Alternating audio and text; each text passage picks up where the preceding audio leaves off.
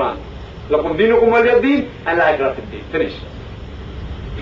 That gives us a blank check that we should not do dawah. Finished. We have done the job. Quran gives us permission that we have to sit and just relax. And people say that, see, religion is a personal faith. It's a personal belief. It is something to do with an individual. You should not interfere in somebody else's private belief. It's a personal thing. Therefore, we should stick to our religion. You can talk about anything else but religion. It will hurt the person's feeling. I do agree, religion is a personal belief. I've got no objection with that. But let me give you an example. Let's suppose you go somewhere on a hill station for an outing with your family. You have your wife and your children along with you. And one of your child is a small child of hardly 3 years old. Your son. And when you go on a hill station for an outing, while you're talking with your wife, your small son of 3 years old, he runs far away, which you are unaware about. By the time you realize that he has gone far away from you, you see that he has reached the end of the cliff. Even if you shout, your voice can't reach him. You can only see him as a minute dot from there. And you see that he is very close to the cliff. He is walking closer and closer to the cliff. Even if you shout, your voice won't reach him. There you see that close to your son is an elderly gentleman, a very good pious gentleman who's standing. And your son is, while walking and running, he comes closer to the cliff, to the end of the cliff. And he's very close to the elderly gentleman. The elderly gentleman sees him, but he minds his own business. And your son, he falls over the cliff. When you can see this from far away, the moment you approach that old man, won't you blame him? Won't you? You will say that the elderly gentleman, he had knowledge. He had some intelligence. Couldn't he have stopped my small son from falling over the cliff? Only thing he had to do was to stretch his hand. He did not even have to take a step forward. He was so close to that young son of mine. Only thing he had to do was stretch his hand and my son would have been saved. Believe me, that elderly gentleman didn't push your son. He didn't ask your son to jump. But still, won't you blame him? You will say that he was the elderly gentleman. He could have easily stopped my son. Why didn't he do it? My son is a masoom cha. What does he know? He is ignorant. Won't you blame him? No, he is behaving like us, like a Muslim. He says, it's my personal belief. Why should I interfere with somebody else's son's life? See, what difference does it make to me when he's dying? If he jumps, I'm minding my own business. Let him mind his business. In the same way, when we can see these non-Muslims, we can see that they're going to the ditch, they're going to Jahannam. What are we doing? Nothing. We are behaving like that elderly gentleman. We are minding our own business. We are minding our own business. We aren't making any effort to see to it that the people around us are prevented from entering the hellfire. Suppose your neighbor happens to be a non-Muslim, and if you do not deliver the message to him, on the day of judgment, Allah subhanahu wa ta'ala will ask your neighbor that, did you get the message of Islam? He said, no, Allah bari ta'ala, I didn't get the message. So Allah says, Allah will tell him that it was your duty to see to it that you obtain the truth. Because you didn't obtain the truth, you have to go to hell. Allah will ask you that, did you deliver the message to your non-Muslim neighbor? And if you say no, you will follow him. You will follow him.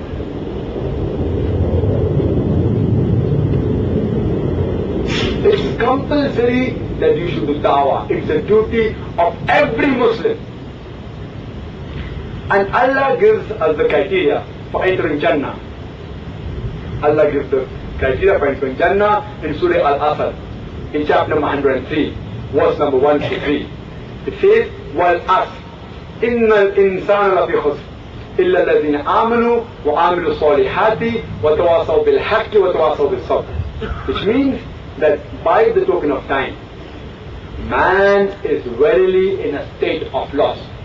Allah is taking an oath in the Holy Quran. By the token of time, it is one of the biggest oaths that Allah takes in the Holy Quran.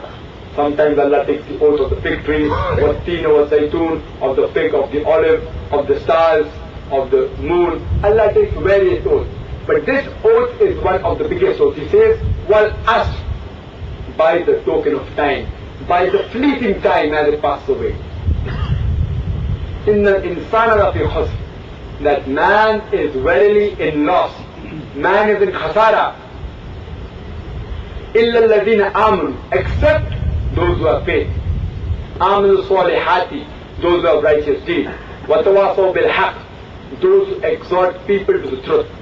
And وَتَوَاصَوْا بِالصَّبْرِ, those who exhort people to patience and perseverance.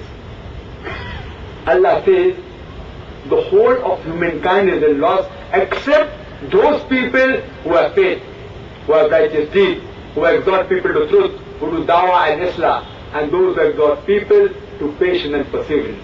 These are the minimum 4 criteria required by the Holy Quran for any human being to enter Jannah. If you have faith, you will be fasting, you may give zakat, you may have righteous deed, etc. But if you don't do Daawah, you shall not enter Jannah. Allah says, minimum 4 criteria required. Faith, righteous deed, Daawah and Islah, that's exhorting people to truth, and exhorting people to patience and perseverance. All 4 are important. If any one of this is missing, Allah says that all 4 criteria are required. If anyone is missing, you shall not enter Jannah. It's compulsory duty of every Muslim to do Daawah. And Allah subhanahu wa ta'ala says in Surah Fussilat, chapter number 41, verse number 33, that who is better in speech than a person who invites people to the way of thy Lord? Who is better in speech than the person who invites people towards Allah subhanahu wa ta'ala and who says that I am amongst the Muslims? It is compulsory that every Muslim should be a Dai. But it's not compulsory that he should be a full-time Dai. It's compulsory that he should at least be a part-time Dai. But the Quran also says in Surah Al-Imran, chapter number 3, verse number 104, that let there arise out of you a people, a group of people, enjoining what is good and forbidding what is wrong. That means the Holy Quran says that amongst the Muslims, there should be a group of Muslims who should be full-time Dais. And it's the duty of the rest of the Ummah to support these Dais. Dawah is compulsory for everyone. How we have full-time doctors, full-time engineers, full-time teachers, why don't we have full-time missionaries? Why don't we have full-time Dais? Why? We keep the leftover for Islam. You know, a free time. Those people who are rejects of society, we put them into the field of Islam. Suppose our son fails, then we say we put him to Daawah going. We want to make him Hafiz al-Quran. He fails in the school, we take him out and put him in a madrasa. See, Islam requires the best of people. Why don't you put your son who has become an engineer into the field of Islam? Why not? Put the cream of the society into the work of Islam. It is the opposite. When you find that he's handicapped, he's unfit, so you say, okay, then you remember Allah subhanahu wa ta'ala. You give the leftover for Islam. People say, when I become old, I will dedicate my life to Islam. How do you know how long you're going to live? How do you know?